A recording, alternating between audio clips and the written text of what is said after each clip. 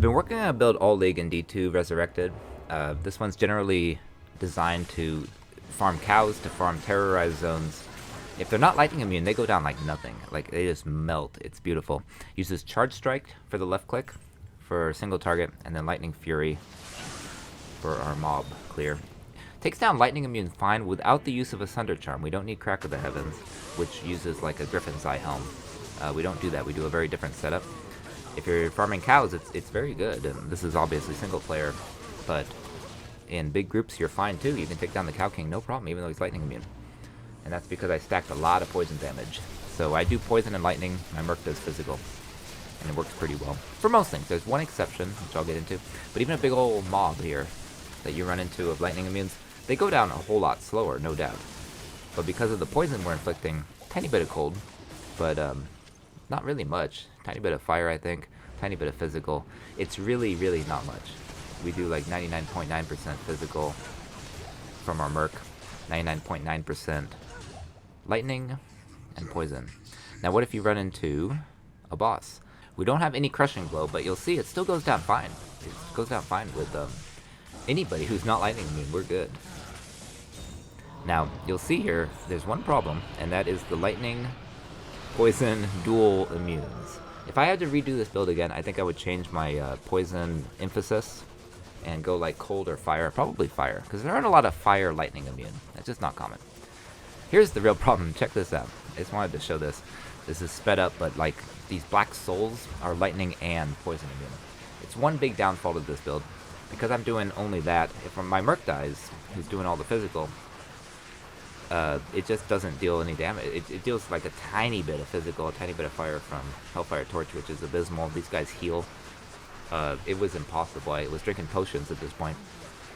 And at a certain point, I just throw up a portal to try to escape. There is one big upside to this build, though. It's very hardcore viable.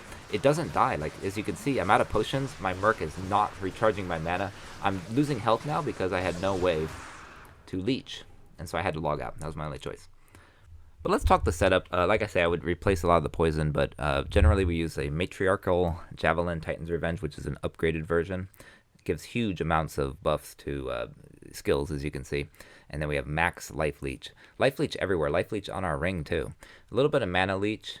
That actually comes from a different source, but our rings are for min damage. I like min damage more than max damage, personally. Get some res out of the rings. Our amulet is a mini Mara's, I call it, where you get res and then plus to skills. Alder's Advance are very nice. Lots of run speed. A little bit of life. A good source of fire res. Damage goes to mana. We're also going to get that from our Helm Wisdom. Wisdom came out last league. It's not a new one, but it's fairly new. It's not from the original Diablo 2.